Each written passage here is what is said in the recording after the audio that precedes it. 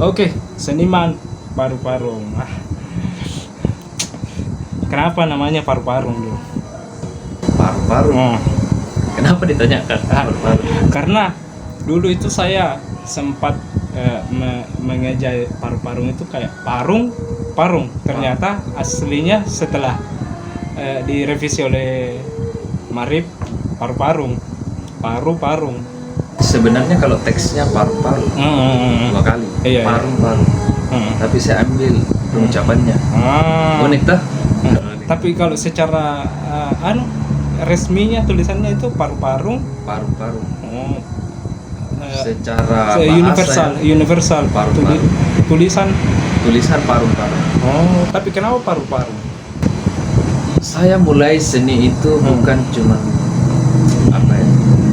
pada kenyataannya. Kan pada kenyataannya itu kan paru-paru. Iya. Tapi ucapan itu kan nama. Iya. Nama komunitas seni dan budaya. Oh, jadi begitu ya. Simpel banget ya. Simpel sekali. Sekira tadi ada 10 menitan penjelasan jadi. Ya karena di paru-paru kan paru-paru itu hal yang menarik yang jarang dilihat sama orang. Tapi kenapa paru-parung bukan linggis apa? Ayu rating apa semua? Paru-paru itu dibutuhkan waktu yang cukup lama untuk mendapatkan bambu yang baik. Dia kan terbuat dari bambu. Kalau orang Mandar bilang parepe atau taring. Apa itu manusia? Bambu yang standar tingginya. Itu butuh waktu lama sih untuk buat paru-paru itu. Bagaimana harus dilubangi membentuk balai bambu. Nah, bahasa Indonesianya balai bambu. Iya, saya tadi mau bilang balai bambu tapi ya betul saya nggak tahu ya. Oke, kurang kosakata ya. Tapi kenapa paru-paru? Masih belum jelas ini sebenarnya. Kenapa memilih paru-paru? Memilih paru-paru itu namanya. Memilih paru-paru itu bagi saya pilihan yang sangat estetik. Estetik karena dia produk tradisional. Kemudian paru-paru itu bambu itu salah satu benda yang diolah bambu itu sangat menarik. Nah, paru-paru adalah salah satu produk tradisional. Banyak kok, bukan cuma di Mandar, tapi kita khususnya di Mandar. Paru-paru itu kan tempat orang berbincang, tempat orang mengeluarkan segala mengumpul betul, mengeluarkan segala pendapat. Jadi gitu. Saya suka saja sih paru-paru. Ada nilai sejarah sejak saya kecil. Iya. Lihat om tante. Saya juga waktu kecil juga sering paru-paru. Tapi mungkin untuk anak zaman sekarang mungkin nggak tahu paru-paru itu masih ada kan paru-paru. Masih ada, cuman jarang ditempati. Yang banyak itu kan yang kursi-kursi di kafe, sofa apa gitu. Jadi sekarang ini paru-paru sudah masuk tahun ke-3 ya? Tahun ke-4. Apa itu? Paru-parunya. Eksistensinya. Iya. Atau mungkin mundur lagi atau ada yang sejarah yang saya tidak tahu ini. Ya sebenarnya paru-paru munculnya sih sejak selesai sekolah. Ujian nasional SMA waktu itu 2012. Sekitar tanggal berapa ya? 27-an lah. 27 April kalau nggak salah. 2012. Nah itu hanya perkumpulan, kita sebut bro. Mungkin dulu ya? Iya. Gimana? Di rumah paru-paru dulu. Nah dia teman-teman sering di rumah siapa itu? Rumah saya. Iya jadi paru-paru. 2012 ya. 2012. Nah itu perkumpulan saja. Jadi kan sekarang itu beberapa tahun kemarin mungkin sekitaran 3 tahun yang lalu, 4 tahun yang lalu paru-paru itu ya silakan habisin dulu, saya dulu mau bicara langsung di foto. Oke. Paru-paru itu tampangnya Marifatullah dari sejak 2018 ya 2012 yang mungkin sampai ya sekarang ini sudah ada anggotanya. Tapi saya pengen tahu siapa saja itu yang termasuk personel awal. Apa aja pendiri paru-paru pada saat tahun 2012. Atau saya sebut generasi pertama. Iya, boleh. Nah, generasi pertama di paru-paru itu ada saya, Ibnu Munsir, Asnawi, itu teman SMP, Oh, Asnawi yang yang Indie Kopi. punya Indie Kopi. Iya. Yang di Wisma Sikra Camba itu. Iya. Ibnu Munsir yang cum laude. Iya, Iya. Pusat itu yang sekarang sudah jadi advokat Iya. di Makassar sana. Oh, advokat ya. Advokat luar biasa tuh. Keren di. Iya, semua rezeki lancar alhamdulillah. Insyaallah. Ada Hasan di Maleo. Hasan ya, Hasan yang Aryadi, gondrong. yang gondrong. Iya. Dia juga seorang filsuf katanya. Iya. Semua Masya Allah teman-teman kita ya. Ada Heri. Heri yang di Bank Heri ya. Salah satu bank konvensional ya. Kabupaten Majene. Ada Parman. Itu sih teman-teman nongkrong yang di awal paru-paru. Ada Kibri. Nama lapangannya kan Podi. Ya. Yang keren ya? Dulu rambutnya Korea. Yang rambutnya sampai di kening gitu. Ada Didi. Ya, Didi. Di mana sekarang Didi yang di Java ya? Masih di Java. Alhamdulillah. Dia di perusahaan sekarang. Oh, beda sekarang. Perusahaan. Ya yang disebut tadi. Iya. Oh, enggak mau sebut-sebut merek ya kan? Bisa. Oh, bisa. Oke lah. Ada juga si Fajrin. Oh, Fajrin yang saya temani ngobrol mungkin ya. Masa saya? Ya, iya. Itu kan bukan belum komunitas yang disepakati, tapi paru-paru dulu kan sejak awal kuliah kan. Saya lupa tahun berapa, 14, 13. Iya. Ya kan? Iya, terus saya lupa ya. Pokoknya masa-masa kita punya BBM lah. Itu kan ada grup paru-paru. Oh iya, dia di era BBM itu ya. Ada grup paru-paru. Ya, kita sebut perkumpulan lah. Iya. Bisa dibilang seperti itu. Kemudian next. Bulan kali. Parung-parung itu awalnya dari mana itu? Generasi pertama teman-temannya sih sering kumpul di rumah. Iya. Sering kumpul di rumah. Ada Kumpul biasa. Kumpul kebo. Ya, itu di atas paru-paru itu di atas balai bambu. Kebo di situ. Parung-parung. Enggak kumpul kebo. Oh, sekira. Banyak ide, diskusi kan. Nah itu kan belum komunitas, itu hanya perkumpulan semata. Jadi kalau mau kumpul chat, paru-paru dulu lah. Sudah sampai segitu saja. Kan waktu itu ada jarak rentan beberapa tahun karena kita ini kuliah beda-beda tempat kampusnya. Beda tempat kampus, beda kita Melanglang Buana ke Lembaga. Statusnya itu bagaimana itu? Apakah vakum atau memang belum terbentuk atau bagaimana kah? Secara sih kalau kita bicara paru-paru dikatakan vakum sih tidak. Karena itu perkumpulan saja. Hanya berupa diskusi, diskusi opini dan segala macam itu. Awalnya perkumpulan, baru pada tahun 2019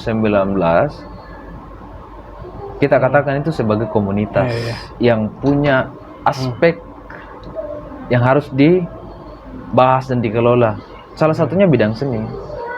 Karena kenapa? Saya kebetulan kuliah di jurusan seni. Saya suka dengan hal-hal yang berbau tradisional, kebudayaan. Sejak pada saat itu saya kemudian belajar tentang budaya Mandar. Jadi nilai-nilai budaya Mandar itu saya tuangkan ke dalam karya seni. Nah, 2019 itu kita buat acara pertunjukan seni. 2014 ya kegiatan pertama. 19. Bukan 2000. Oh, awal mungkin nih. Awal kegiatan plus kita launching buku sastra. Kebetulan saya suka nulis. Oh, jadi launching bukunya. Kebetulan saya juga ada dulu di situ ya sebagai juru kameramen kebetulan. Yes, sama Podi. Alhamdulillah. Kameramen dengan Podi ya. Kibri. Oh, Kibri ya. Oke. Jadi gini, ada merebak waktu itu. Saya bahas ya, nggak apa-apa ya. Kalau nggak mau jawab ya tidak apa-apa. Nggak bahaya gitu. Nggak bahaya gitu. Kalau nggak mau bahas yang Marifatullah mendominasi paru-paru kala itu karena kegiatannya kebanyakan orientasi seni. Secara kalau dominasi harus saya yang dominasi karena bidang seni saya yang geluti. Saya kuliah di bidang seni itu. Cuman mendominasi ini dalam hal apa? istilah kata kayak pimpinan produksi lah. Nah, tapi kita memfungsikan teman-teman yang lain yang punya bakat kepenulisan, bakat bermusik, bakat bersastra, kita fungsikan. Artinya bisa dong di luar seni berkegiatan di luar, maksudnya ada kegiatan tapi di luar kegiatan seni. Oh, sangat bisa. Sangat bisa. Contoh bisa apa? Contohnya kita misalnya tur budaya. Itu bisa. Misalnya kita kajian, diskusi tentang apapun itu, terutama tentang kebudayaan, itu sangat bisa. Dan kita sering melakukan itu dengan kawan-kawan paru-paru sampai saat ini. Sampai saat ini. Nah, sejauh ini kegiatan apa yang sudah dilaksanakan paru-paru? Tahun ya mulai yang pertama ya rilis buku. 2019 kita pertunjukan seni sekaligus launching buku puisi. Kemudian bincang pendidikan pun kita bincang pendidikan. Pernah ya waktu itu? Pernah membahas tentang Majene. Oh, saya enggak sempat hadir ya waktu itu. Ya, mungkin enggak sempat hadir. Memang enggak sempat hadir ya. Waktu itu kita acara di kafenya Asnawi, Indie Coffee. Itu 2020. Setelah itu kita adakan lagi launchingnya kafe teman. Di mana itu? Kafe yang mana? Paru-paru generasi kedua. Namanya Ullah. Oh iya. Dia di kedai 3.0. Nah, kita di situ launching teman paru-paru. Kemudian kita sudah berapa? 3 ya? Ya sudah 3. Pertunjukan seni. Plus launching buku. Bincang pendidikan. Kemudian launching kafenya teman. Kita di situ paru-paru, malam sastra. Kemudian malam sastra di kedai 3.0. Apa lagi, Di? Pokoknya banyak, saking banyaknya ya bisa disebutkan. Banyak sekali. Oke. Bincang pemuda akhir tahun, launching buku, ada juga pembagian buku novel keluarga dari Kalimantan. Kapan itu dilaksanakan? Sudah? Akhir 2020. Berarti saya kelewatan juga kayaknya. Kelewatan itu diadakan di kedai 3.0. Jadi di era pandemi itu masih sempat ya tetap dengan protokol kesehatan. Mantap. Jaga jarak, pakai masker. Kemudian 2000 apa ya? Nah, kita berproses tuh di awal tahun 2021. Kan teman-teman punya banyak kesibukan, ada yang sudah kerja, ada yang sudah nikah, berkeluarga.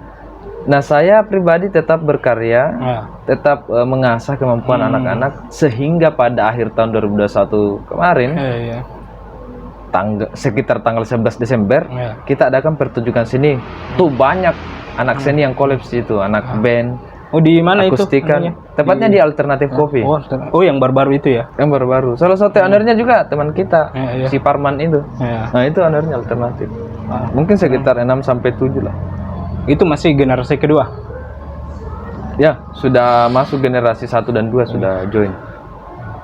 Nah, ini sekarang untuk generasi ketiga kita ada acara nanti di tanggal 22 Januari ini tahun 2022 ini.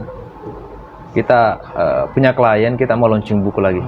Nah, IO-nya itu paru-parung lagi. Mantap. Jadi selain mengadakan pertunjukan budaya dan seni dan sebagainya, bisa juga jadi IO. Yes. Bisa. Event organizer itu kan orang panggil tim kita, teman-teman paru-paru bisa nggak buatkan kita pertunjukan, bisa nggak buatkan kita ruang diskusi yang ada hiburannya. Kita siap, kita menerima.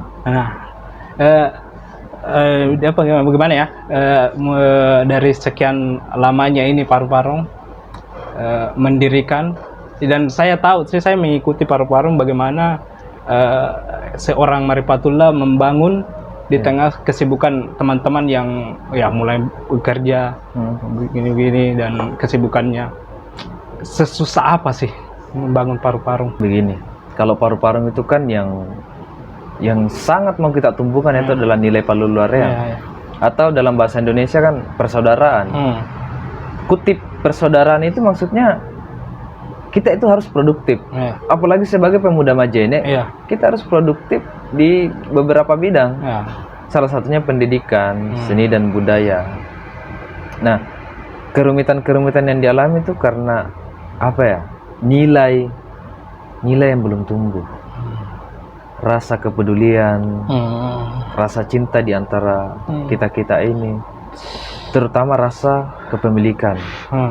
Nah, itu karena di dalam kita meleburkan aku ini. Iya. Luar biasa ya. Kita meleburkan aku, enggak boleh ini ada aku yang itu semua karena saya, itu karena saya aja itu yang yang ngurus semua. Oh, enggak begitu. Enggak begitu. Paru-paru sebenarnya enggak begitu. Enggak begitu. Tapi sebenarnya ada enggak anggota yang merasa? Kadang sih ada egoisnya yang teman-teman termasuk saya, kadang tidak sadar ada hal semacam itu. Tetapi kembali lagi, kalau kita mau berproses, kita menyadari suatu hal yang mau kita bangun di kota kita kan ini alumni ya, alumni mahasiswa yang katanya terpelajar. Iya, Kita harus betul. punya sesuatu yang bisa dibangun. Ide kita dituangkan di parung-parung itu. Parung-parung kan wadah kita. Itu sih sebenarnya tujuan kita. Cuman banyak anggapan-anggapan, banyak persoalan-persoalan yang hadir di lembaga. Kemudian itu jadi sebuah kerumitan. Terutama kita bicara masalah dana. Kita ruwet di situ. Bingung di situ mau dapat di mana. Tetapi selama ide itu jalan, pasti ada saja. Kita bisa dapat dari banyak jalan. Saya kira begitu mungkin. Kerumitannya pasti ada. Kemudian setelah ini kegiatan paru-paru apa lagi? Itu tadi kan tanggal 22 Oh, tanggal 22. Belum dibahas tadi tanggal Iya, tanggal 22.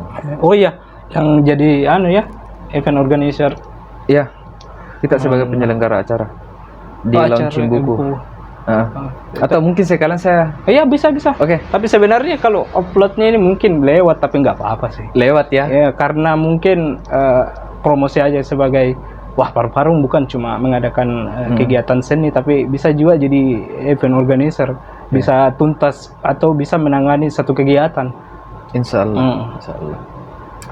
Ya, kegiatan paru-paru nanti tanggal 22 Januari 2022 itu kita ada launching buku. Nah, kebetulan kita punya klien. Kita sebut klien dalam dunia profesional ya. Kita punya klien itu mau launching buku sastra, kumpulan cerpen. Nah, itu kumpulan cerpen. Nah, beliau meminta kepada kita paru-paru untuk sebagai penyelenggara acara mengkonsep seluruh rangkaian acara, teknis acara. Nah, itu diserahkan ke kita.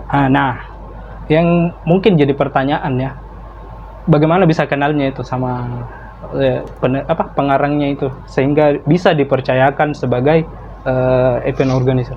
Nah, itu dia yang saya katakan tadi, Pak Lulareang. Siapapun teman baru yang join di paru-paru itu, kita harus selalu mengupayakan nilai Pak Lulareang itu. Nah, dari pengalaman-pengalaman yang ada teman-teman yang join di paru-paru, kita kasih pengalaman. Join, bantu. Ayo sama-sama kita belajar. Nah, dia berproses. Selama 2-3 kali, akhirnya dia punya kenalan, dia punya teman. Oh, sampai kok saya punya anggota. Ada temanku. Dia bergerak di bidang ini, seni dan budaya. Biasa juga sebagai fan organizer. Nah, dari situ pertemanan-pertemanan itulah yang pertemukan kita. Ini pengalaman pertama atau sudah pernah? Kedua kalinya. Oh, kedua kali. Oh, sebelumnya ada kegiatan sebelumnya ada di Kedai 3.0 akhir 2021.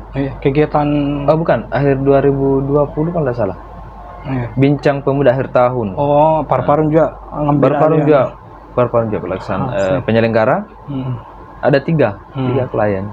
Kebetulan keluarga juga sih, satu. Oh, itu yang anak band, vokalis, Sondre, ada Kak Ocha, ada juga yang penulis jurnal dan biasa menulis di media-media cetak. Kak Ardiansyah, dia dosen di STAIN. Kemudian ada Aping, dia juga penulis novel. Nah, itu bakat yang dimiliki 3 orang itu kan, mereka kan darah Mandar. Mereka kan ini orang Adolang. Di Kecamatan Pambuang. Harusnya itu dimanfaatkan, diperlihatkan ke publik apa saja karya mereka, sejauh mana orang tahu karyanya. Nah, kita harus menyadari bahwa orang pemuda-pemuda Majene itu harus bisa mencontoh yang positif dari beliau-beliau ini. Ya itu yang kita mau sampaikan. Jadi bisa dibilang ini Paru-Parung bisa membantu teman-teman yang ingin mengadakan kegiatan atau launching buku, Mengadakan launching buku, mau pertunjukan di kafenya. Iya. Kita di skop-skop kafe, belum ke apa? Iya. Stadion atau apa, belum. Iya. Belum Tapi konser. mudah-mudahan ya. Mudah-mudahan harapan kita seperti itu. Bisa nanti suatu saat kalau ada yang dengar dia bisa ambil open organisernya di hari jadi Majene ya. Insya Allah Kalau Paru-Parung sudah besar, insya Allah. Step by step lah. Iya. Untuk saat ini kita dari kafe ke kafe sih. Mau apapun itu, kegiatan apapun itu, selama dalam lingkup pendidikan, seni dan budaya, kita siap. Nah, kedepannya Paru-Parung ini gimana ini? Sekarang kan Paru-Parung ini masih dalam bentuk komunitas. Iya. Kita akan mengupayakan jadi lembaga, lembaga seni dan budaya Paru-Parung Palulareang. Iya. Nah, itu Paru-Parung Palulareang itu nama. Iya. Nama Jadi lembaga sambung ya kita. Paru-Parung Palulareang. atau Palulareang itu slogan atau bagaimana? Palulareang itu kutip ya, ada Iya. tanda kutip, itu idiomnya, nilainya. Ibarat kata mottonya. Iya. Begini, Paru-Parung Maraya, Paru-Paru, bukan, sorry saya salah. Palulareang Maraya, Palulareang Malakbi. Nah itu, kebesaran di Palulareang, kebesaran pun apa Malakbi ya kalau di Iya, Mandar ya. Luar biasa lah pokoknya.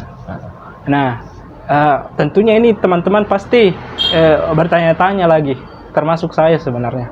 Apa keunggulan Paru-Parung dibanding komunitas yang lain? Oke. Pribadi ya. Ya, pribadi. Bicara keunggulan sih Paru-Parung itu Maksudnya yang tidak dimiliki. Umpama dibandingkan ya, saya suka Dewa umpama. Membandingkan antara Dewa 19 dan Slank. Dewa 19 punya keyboardis, Slank tidak punya keyboardis. Oh begitu ya. Oke. Nah, kalau dibilang keunggulan sih kita merambah ke nilai. Jadi setiap karya itu kita munculkan nilai. Jadi bilang ya komunitas lain tidak punya kalau nilai. Kita bicara tentang karya, kita bicara tentang karya, banyak kok sanggar-sanggar yang lebih hebat. Bicara musik, tari, teater, banyak kok. Cuman kita menghidupkan nilai kebudayaan Mandar itu. Bukan kembali ke nuansa tradisi sih. Keunggulannya itu kita sastra selalu menitipkan nilai-nilai kemandaran, puisi. Teater pun begitu. Musik pun begitu, kita menghidupkan, kita menghargai itu. Dan itu yang kita bangun di Paru-Parung. Jadi seseorang itu atau paling besar kelompok lah harus tulus dalam berkarya. Jadi keunggulannya ya di situ. Kalau kita bicara keunggulan di kualitas karyanya, yaitu kan penilaian masyarakat, bukan kita. Tapi saya pribadi, tolok ukur kita itu nilai, bukan kualitas gerak, tapi nilai yang ditunjukkan dalam karya itu. Tapi sejauh ini sudah tercapai belum nilainya yang ditunjukkan Paru-Parung dalam selama berkegiatan? Untuk mencapai nilai itu sebenarnya agak berat. Agak berat, apalagi melewati sudah 3 generasi ya. Wah, sudah 3 generasi. Berat memang. Karena yang diharapkan itu pemuda-pemuda Majene itu menyadari nilai kemandarannya. Bukan memandang karya seni, tradisi, ritual itu sebagai sesuatu yang kuno atau tradisional, tapi apa nilai yang ada dalam situ. Misalnya papasang, coba. Bunyinya seperti ini. Ambong kita mubak barang, genggam erat pantang kau lepas. Artinya itu makna. Artinya, ambong kita mubak barang, urupau pura loa. Awal kata mematri janji. Ketika sudah berucap dan berjanji, genggam erat. Maleu tallo, maleu petia. Bulat telur, lebih bulat lagi. Saking utuhnya itu mengenai janji. Muak pura ni palandang, ketika sudah dibentangkan, ku tetapkan tak. Pimali nili ai, pantang untuk dilangkahi. Itulah keteguhan hati. Itu kita tuangkan biasa dalam puisi, dalam teater. Coba ulangi di artinya bahasa Indonesianya aja. Biar saya dan teman-teman, ya sebenarnya saya sih. Saya ucapkan begini deh. Amongi tamu wak barang, urupau puraloa. Maleu tallo, maleu petia. Muak pura ni palandang, pamali nili ai. Oriara ori biasa, salama. Artinya begini. Genggam erat, pantang kau lepas. Awal kata mematri janji. Bulat telur, lebih bulat lagi. Bila sudah dibentangkan, pantang untuk engkau langkahi. Sesuai adat kebiasaan, salama. Artinya memegang janji itu harus kita teguh. Jangan dilepas. Amanah. Lebih kepada itu. Nah, nilai itu yang kita munculkan. Bukan cuman di sisi kreativitas karya. Kalau kreativitas kita masih sangat kurang mungkin. Luar biasa ya. Saya kira itu sih. Oke, kita mungkin soal parporan kita selesai dulu ya. Kita bicara soal personalnya Marifatullah ya. Bisa? Bisa. Oke. Ya. Bisa personal ya. Personal. Apa? Cocok nih? Tidak apa-apa, bisa cocok. Nah, ini di tengah-tengah teman-teman ini yang di eranya udah masa produktif mencari pekerjaan. Ya, dan Marifatullah ini tetap konsisten di bidang seni. Apa saja kerumitannya itu? Tentunya untuk membangun suatu komunitas pasti membutuhkan biaya yang sedangkan kita harus bagaimana ya? Seniman itu mungkin sangat sulit mencari pendapatan. Bagaimana Marifatullah bisa menangani hal itu? Tidak bisa dipungkiri memang. Kalau kita butuh finansial.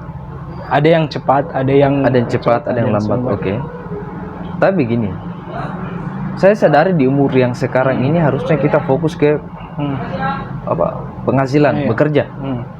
Mau jadi apa, KPNS, polisi, tentara, pengusaha. Jangan itu. Banyak lah. Yang jelas masa lalu Anda. Selalu ya. Oke. Yang jelas kalau saya begini, kita selalu berupaya untuk menjadi orang dengan kebutuhan finansial dan keberlanjutan kita, tetapi ada nilai di masyarakat itu yang hampir pudar. Itu tidak akan terjadi kemajemukan dan unsur masyarakat yang madani itu tidak akan hidup. Contohnya nilai-nilai apa itu? Nilai-nilai kemandaran.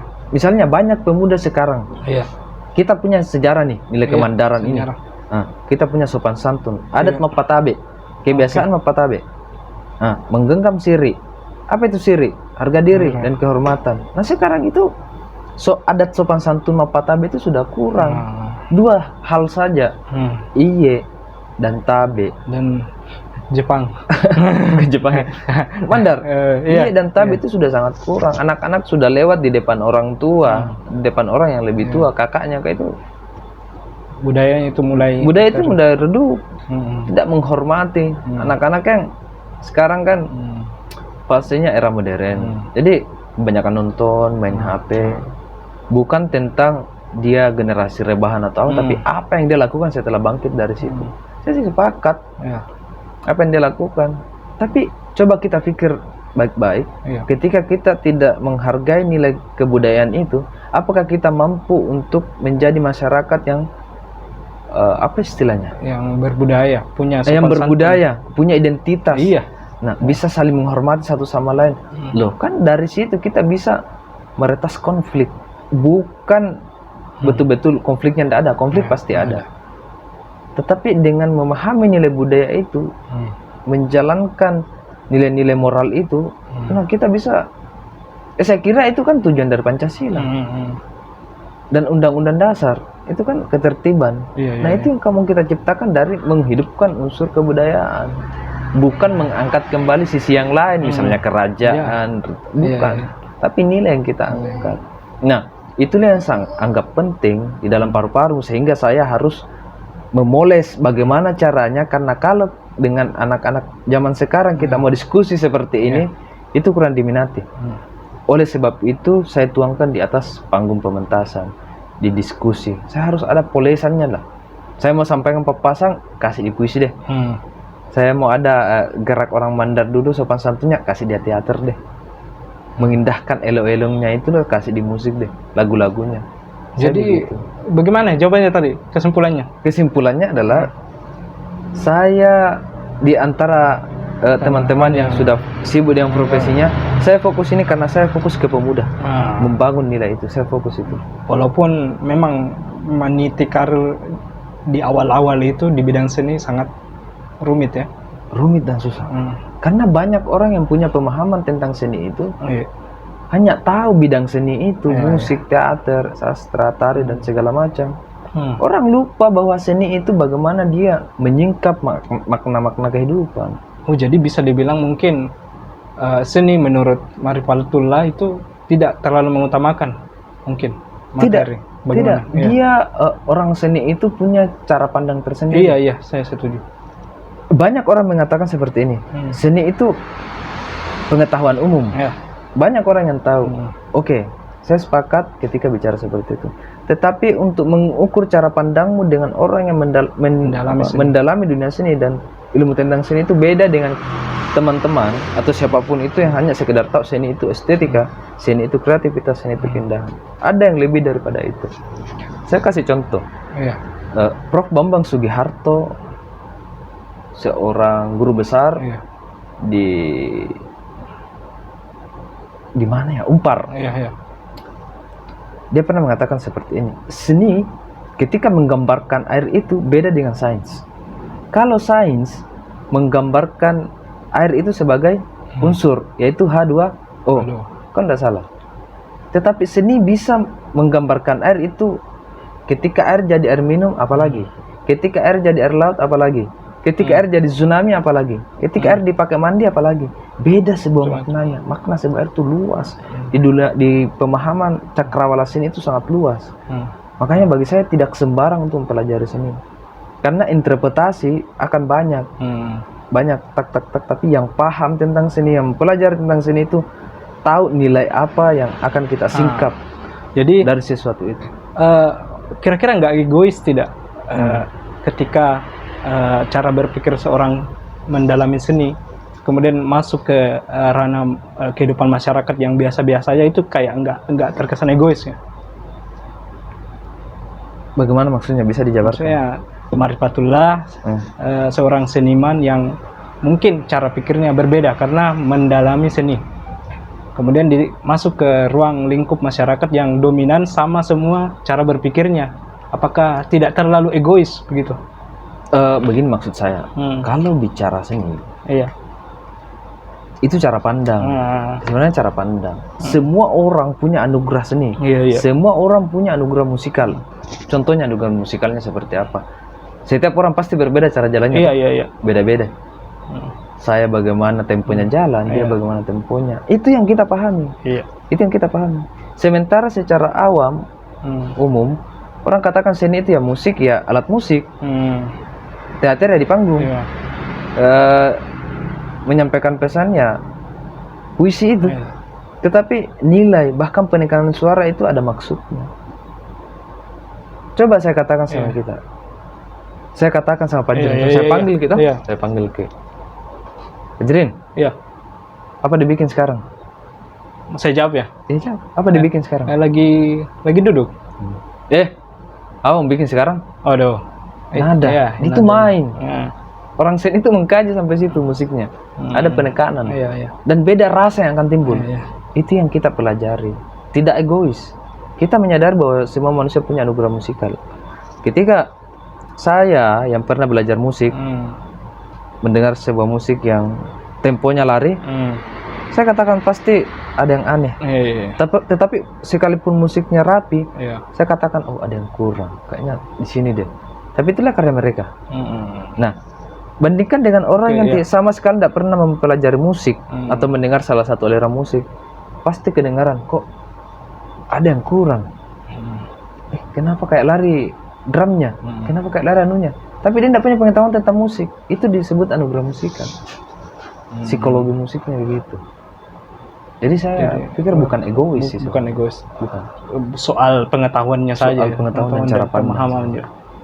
Luar biasa sekali, Bang. Luar biasa ya. Biasa-biasa aja saya. Nah, kemudian untuk kedepannya sendiri Marifatullah akan terus menjadi seniman atau akan ada rencana lain? Ya, langsung. Ada colok kah? Ini.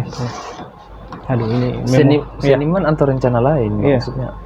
Mungkin ada. Seniman tetap iya. Iya. Kemudian adakah planning ke depannya di luar seni atau tetap mendalami? Planning sih ada. Iya. Planning sih ada. Saya mau begini. Cita-cita saya ingin menumbuhkan bibit-bibit Ya.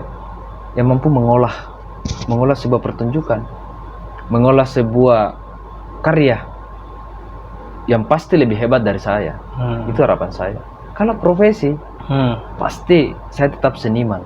Saya tetap seniman. Jadi konsisten ya, Konsisten. pegang kata-katanya ya. Saya pegang kata-katanya. Seniman tidak akan pernah hilang. Sekalipun saya punya pekerjaan sebagai pengusaha berubah atau lagi. apa, Tidak, bukan berubah.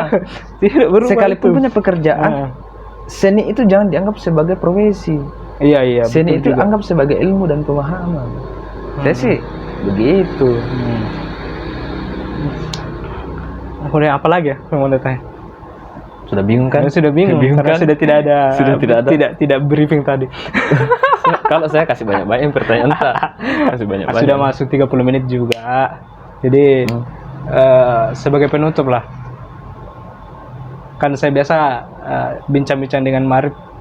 Kalau mau pulang biasanya ada penutup kata-kata atau bagaimana? Apa ya? Penutup mikir. Harus mikir ya. Harus mikir dulu sebelum bertindak. Kan biasanya tidak. Oh, bisa tidak. Begitu, Di. Saya begini. Ya. Saya ingin berbahasa Mandar, papasang. Boleh. Tapi disertai nanti ya terjemahannya. Artinya? Di Mandar kita yang tercinta ini ada satu papasang yang luar biasa.